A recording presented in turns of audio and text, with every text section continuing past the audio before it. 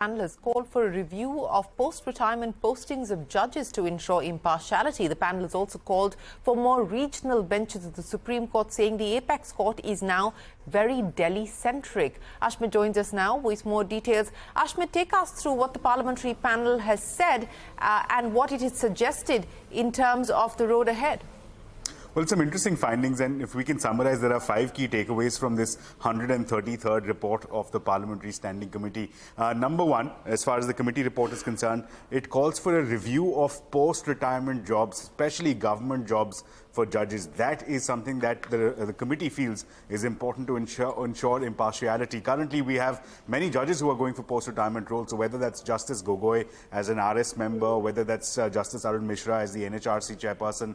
So there are judges being appointed, and this practice needs to be reviewed. That's the first big takeaway from this 133rd report. The other is the Delhi-centric nature of Supreme Court. Currently, there's only one bench of the apex court. It sits out of Delhi, and that, the report says, is a challenge because there are language barriers, the task of flying for litigants to come here to Delhi to find lawyers, the travel cost, the accommodation cost, all of this, the report says, increases the cost of justice and therefore backs for 4 to 5 regional benches of the apex court. That's the second key takeaway. The third is vacations. We have summer vacations of the Supreme Court as well as the High Courts.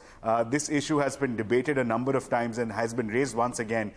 Here what the committee says is that there are a large number of pendency cases. There's a huge amount of inconvenience caused to litigants because of judges going en masse for vacation for 2 long months, and that is simply not tenable.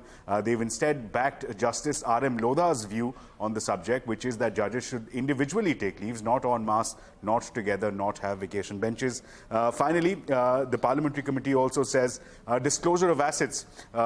The committee seeks to point out the irony that the Supreme Court is the one that directed the MPs and the MLAs to disclose their assets, but there is no binding order as such against judges. There is no requirement for judges to disclose their assets. Here the committee says the government should go ahead, propose a legislation, come out with a legislation that requires judges to disclose their assets, their annual property returns. And lastly, point number 5, the committee believes it is important that there is sufficient representation of various classes of society, and therefore requests the collegium to nominate more names from SC, ST, OBC communities, as well as more women judges to ensure adequate representation.